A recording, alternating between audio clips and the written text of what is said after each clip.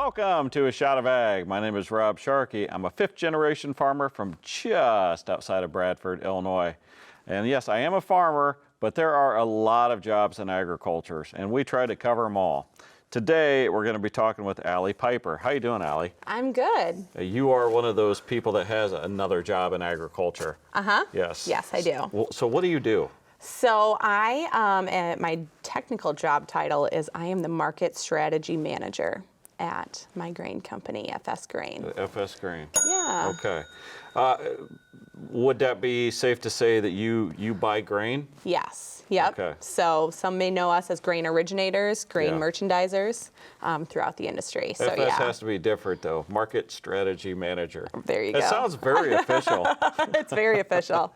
You're from Pecatonica. Yes. Where's that at? So it is in northern Illinois. It's in Winnebago County. Way up north. Yeah, about halfway between Freeport and Rockford along Route 20. Now, does your territory come down towards Peoria? Yeah, so our furthest south elevator would be our Buda location, which is near your farm, and that would be closer to Peoria. We also have a location in Ransom. I think Ransom's really our furthest south, but I don't know.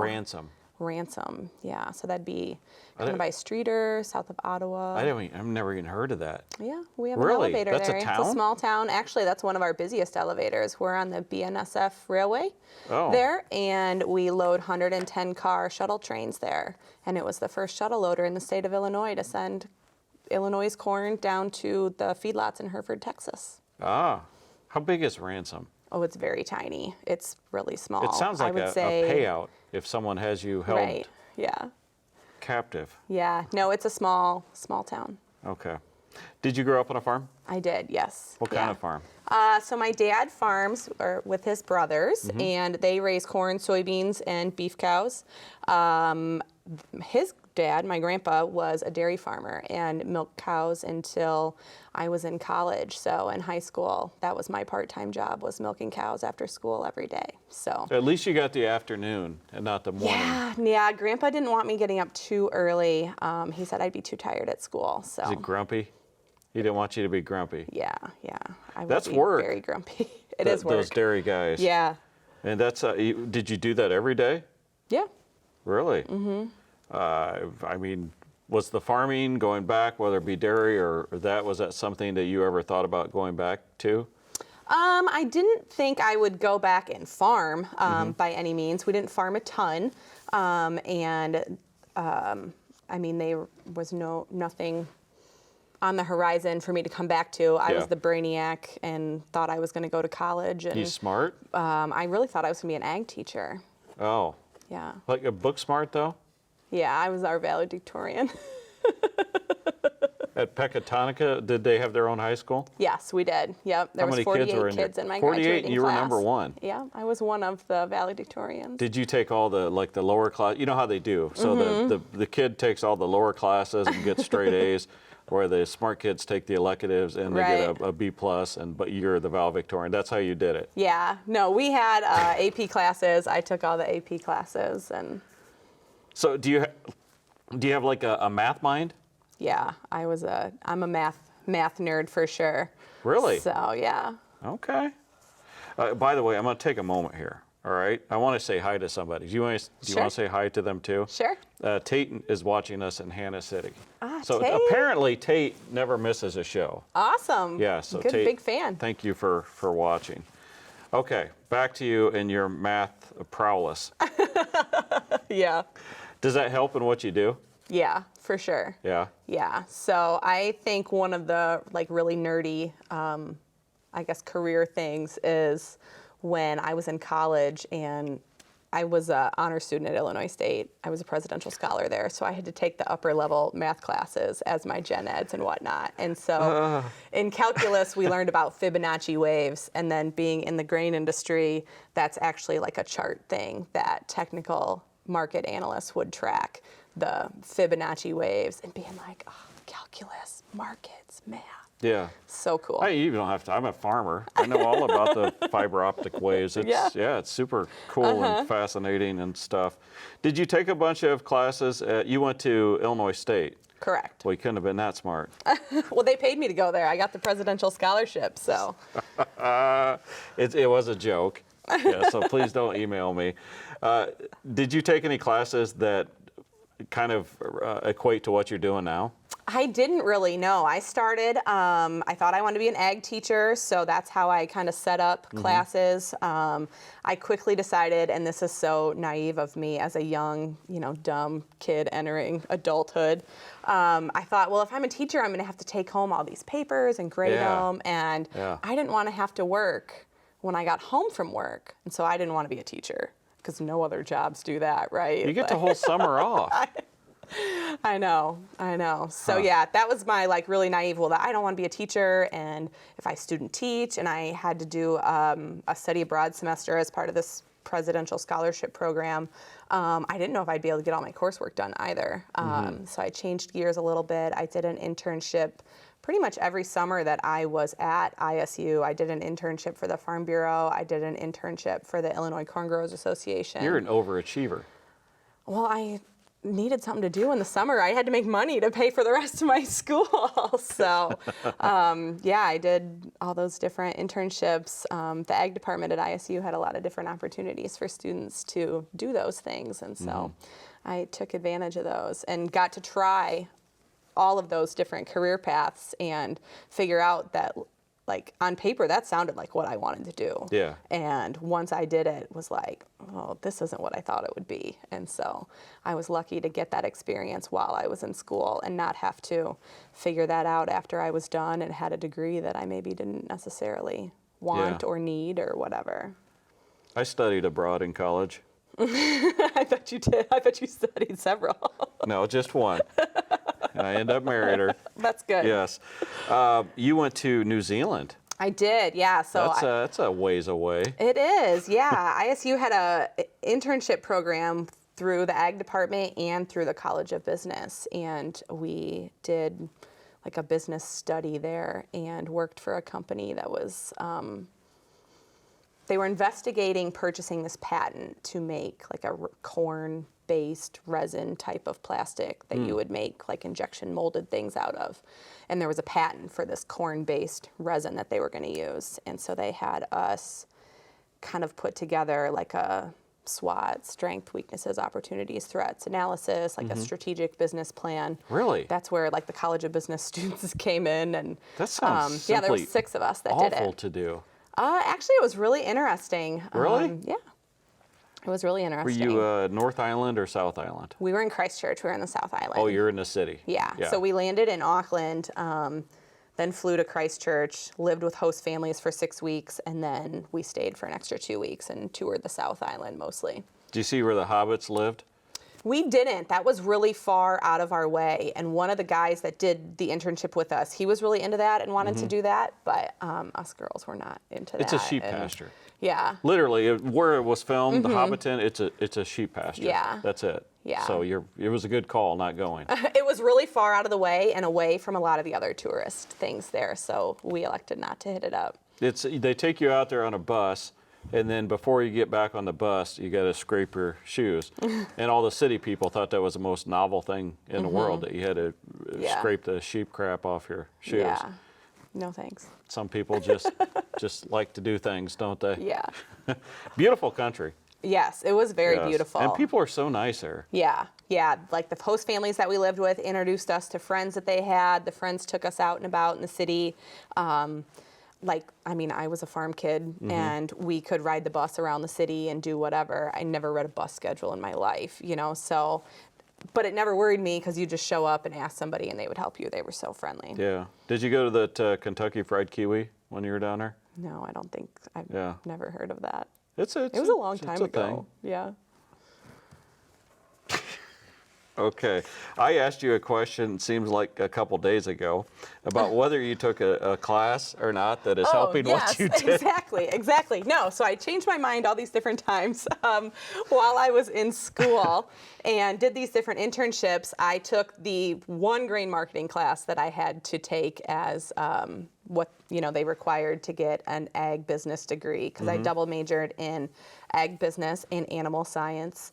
And then I actually minored in accounting. So I just took the one Good night. grain marketing class. And Well, how'd you learn how to do it? So I worked at the local grain elevator right outside of Bloomington Normal while I was in school. Let me stop you.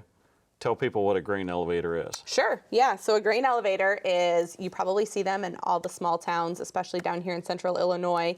The big steel silos, they got the peaked roofs on them. They kind of look like tin cans. And the elevator, yeah, that's where the farmer would bring their grain, dump their grain to store it. They would store it in those bins then until the market needs it later in the year. So all of the grain in Illinois and anywhere else where they grow grain is ready all at once. And we need to supply that grain to the different markets throughout the year. And so it's kind of a storage type of situation where then they would market it into the various marketing channels throughout the territory. So there may be rail, there may be the river, they may truck it to a processor to be made into ethanol, corn syrup, different corn-based products, or soybean processors as well to make biodiesel and whatnot. On our other show, we go to Nashville and we do like the man on the streets, and we show them a picture of a grain bin, and they don't know what it is. And I say, well, it's a grain bin. What do you think the farmer is storing in there? And they always say that water or milk. Yeah. Even after I told them that it was a grain bin. But so yeah, most people, I don't know, it's kind of a reminder to me that most people just don't know like much about where the food comes from. So I always think it would be a great, cheap, close field trip for like small town, because those kids drive by those grain elevators to go see every a grain day. bin. To go to the elevator and see, you know, how they dump it and if they load it out. Like in Ransom, Illinois, you could see us load trains. I mean, we load trains every week out of that small town. I believe that's probably the most exciting thing in Ransom, Illinois. So, but they probably drive by all the time and don't really realize, like, that's how those small towns are affecting You could wait till the commerce. bin's empty, then take the kids in there and have them sing a song. I've seen that, yeah. That's really cool. Our, one of our partners, Western Grain Marketing, they did that with their local high school. The choir did when they built a new bin. And the YouTube video is really cool. Where the hell are, well, you confuse me. Sorry. All right, it's what happens when you talk to smart people. Oh, nonsense. So, all right, I'm a farmer, and I'm going to send my grain to your elevator, which means I'm going to be your best friend for a while. And you need to give me some advice on how to sell grain. I mean, how do you do that? First of all, that's a huge responsibility when you're talking to a farmer and are going to say, you know, maybe you should look at selling some corn today. So how do you go about all that? So I work with farmers to generate revenue on their farm. So they have all these input costs that they work with different people on, and then they've got this one shot to market their grain. Not one shot, but I mean your It's main like the revenue stream. Eminem song. Yeah. One shot. Yeah. Mom spaghetti. Yeah, exactly. Mom spaghetti right here. So we work with you guys to minimize your risk. There's different ways you can market your grain. Some guys sell it as they deliver it across the scale. Some guys sell it ahead of time. Some guys and gals, I shouldn't just say guys. I wasn't going to correct you. They will store it at our facilities and pay storage and then market it later in the year. But yeah, I mean, generating that revenue, I find that in talking to our customers, farmers like you, they sometimes get emotionally attached to the grain. You know, you toil on it all year and whatnot. I don't believe you. It's tough to let it go. I've sometimes seen where the farmer's wife is the better grain marketer because she sees it as dollars and cents in the bin. You lost all credibility. I'm There's gonna lose no my way. customer here. But there's not that emotional attachment to it. And so, you know, looking at price is pretty good. I know what we've gotten in recent years. Let's let it go. Where sometimes the guy or gal who is growing that grain, toiling over it all year, I mean, that's their pride and joy of that year. And that emotional attachment can sometimes make it tough to, you know, send that stuff and do it. You're 100% correct in what you just said.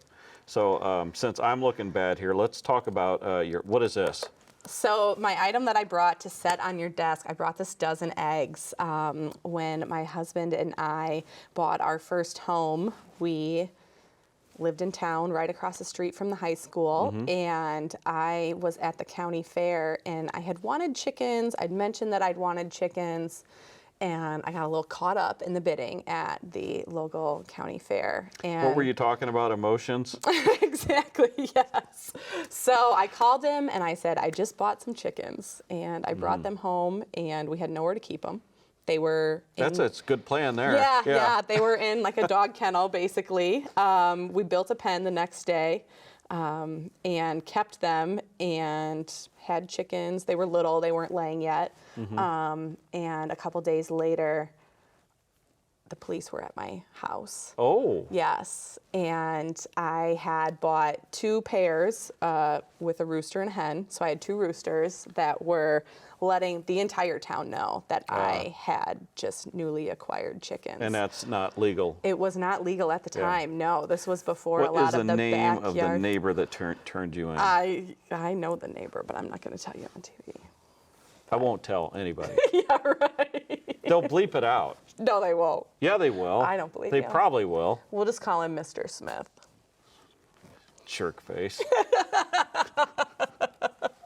Did you have to get the fryer out then? Get rid of him? Well, so he mentioned it, and it was kind of like the part-time cop mentioned it, and Dude, like so he I cares. kind of ignored it. I was like, oh, we'll see. Can't if it goes believe I'm anywhere. doing this, Yeah. but I heard you had a chicken. Yeah, so I ignored it, and then just pretended like they didn't talk to me. I bet your neighbor, Mr. Smith, didn't ignore it. No, he must have continued to call because they left a note on my door. I had an official notice from the police department that I had a deadline to get rid of them, and yeah, Yeah. so. Did you eat them?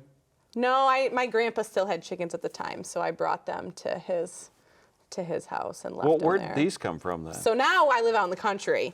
Yes. Ah, So a few okay. years ago, we moved out to the country, and I've got 15 chickens, and they lay eggs, and nobody cares. And It's a gateway animal. it is a gateway Yeah. animal. We also have pigs at the kids' show at the Yep. fair. You're and- going to have a llama within a year, and maybe one of those alpacas. I don't know. I want some cows, but cows are a lot more work than pigs. We're kind of fair weather farmers. The kids get their Yeah. pigs for the fair. We just got them last week at the end of March, and then we Kune get rid of pigs? them. No, Oh, no. they're real pigs. Yeah. Can you tell people why they're different color? Yeah, so there are different breeds of chickens that Mm-hmm. lay the different colored eggs, and so I thought it was fitting this spring Easter season to bring Easter eggs too. It is very fitting. Yeah. Are these hard boiled? No, those are fresh. You can scramble those up for breakfast tomorrow. There's nothing better than a good egg. Yeah. Yeah. Okay, I forgot what we were talking about. So you wanted to be in agriculture. Yes. You didn't have necessarily a path to go back to and farm directly. Right. But I didn't really want to. I mean, Okay. driving tractors and whatnot. I've never driven a tractor in my life. it's overrated. Yeah. Yeah. You don't even have to drive them anymore, right? No. Yeah. But don't tell people that. All of a sudden, Mr. Smith will be making fun of me. Let's switch here. You ran for the school board. Did you win? I guess I ran I won by default. So there was 3 open seats on our local school board, and I was one of 3 people who ran, and I believe all of us will be seated here at the next school board election or school board meeting. It's a good thing there was only 3 because the whole chicken scenario, that probably would have haunted you. Well, this was a different town. It yeah, sticks we had to with you. leave town. Once you get labeled as a chicken hoarder, Yeah. what do you think that says about small communities? That Yeah. this is not isolated. That, Right. that you can't find enough people to do stuff like this. Yeah, I mean, in my town, so I voted last week, and the fire board, the library board, the park board. I didn't get to vote for mayor because we don't live in town, but that was the only election that even had multiple candidates run where somebody wasn't going to How get many? it. So just 2. Just 2. Yeah, ran Okay. for mayor. But I kind of felt like, after everything that the schools have gone through these last few years and decisions that were handed down, decisions that had to be made locally, and I mean, parents, some agreed, some disagreed. There was a lot more conversation about school policy than there has ever been, I feel like. Yeah. And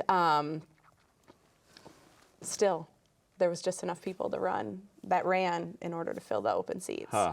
So, and I don't think that's isolated, like you said, but it just kind of speaks to. It does what surprise me. rural I'm a communities- hypocrite because I'm not on anything. But it does surprise me, especially after COVID. And there's lots of things on the grand global scale going on in schools that you're either on one side or the not. Right. You would think that that would be a fairly contested election. Right, yeah. What was your platform? What did you run on?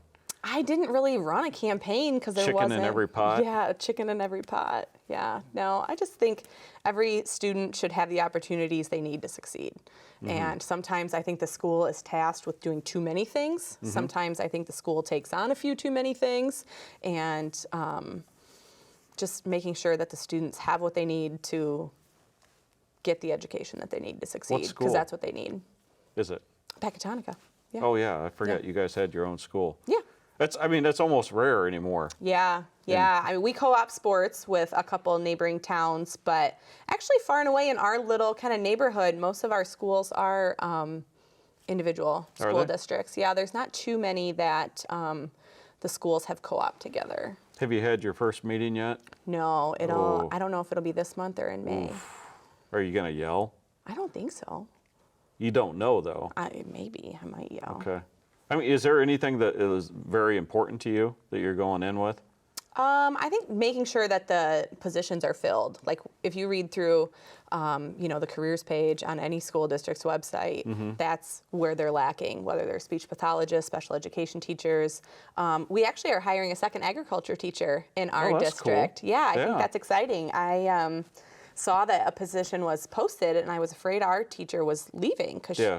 she's very new, but she's been great and done a really nice job. I'm like, oh, I hope she's not leaving, but they're actually adding because her schedule's full. Her schedule's full, her classes are full. And so I think if you read through, like I said, any of those listings, you see where the special services and things like that that the students need, especially after having a year and a half or however many school years of craziness where they were at home trying their best to learn through a computer screen or whatnot. So, Let's say a young person comes up to you, punk, Ute, they come up to you and they say, hey, I got a love for agriculture. I'm not going to go back and farm. right. What advice do you give them? Yeah, I mean, there is so many opportunities in the ag industry, and I think that kind of speaks to some of the different things that I tried through internships and whatnot that are out there that people don't know about. You grow up on a farm and live in a small town. You don't necessarily want to maybe stay in your small town, or maybe you do, but you don't. What jobs are there? You drive through some of the main streets of small town America, and there's not a lot of opportunities that are, trying to get your attention. And I guess, so we talk about our Ransom elevator, this small town, and they're working with someone in Fort Worth at the BNSF. Every time a train comes in, they're talking to somebody down there. They're talking to the traders across the Midwest, getting orders of how they need to load that, grade it, whatnot, depending on what feedlot or ethanol plant, or if it's going to Mexico, if it's going for export. There's so many different jobs along the way in agriculture that I don't think students know about. I work with our app that we use at FS Grain, and so we have the person who is our customer service rep for that app. We have developers that we say, hey, we wish our farmers could see this on the screen when they're out in the field. And so software developers, we work with finance and insurance people that Just tons of opportunities. all kinds of opportunities that are big city opportunities. Some of them are small city opportunities. Some are remote opportunities with the growing ability to work remotely throughout the United States. That I just don't think that a lot of times we realize all that stuff that is available. Yeah. And a lot of it has to do with technology. I'm surprised. I thought your advice would be if you want chickens, live in the country. You can live in town now, just not then when I got in trouble. If people want to get a hold of you or find you on the internet, social media, where do they go? So I'm not really super active professionally, I guess, on social media, but we have our FS Grain Facebook page. We have our FS Grain website. You can find us all there. Okay, well, very cool. Allie Piper from Pecatonica. Yeah, It's right by Pecatonica. Ransom. No, it's not. It's really far from here. Close enough. Doesn't matter. Thank you so much for coming to talk to us. It's really interesting what you do, and I love your spirit and your passion. It's Thank you. It's almost contagious, Thanks. like a disease. Yeah, absolutely. Allie, thank you very much. Everybody else, we'll catch you next time.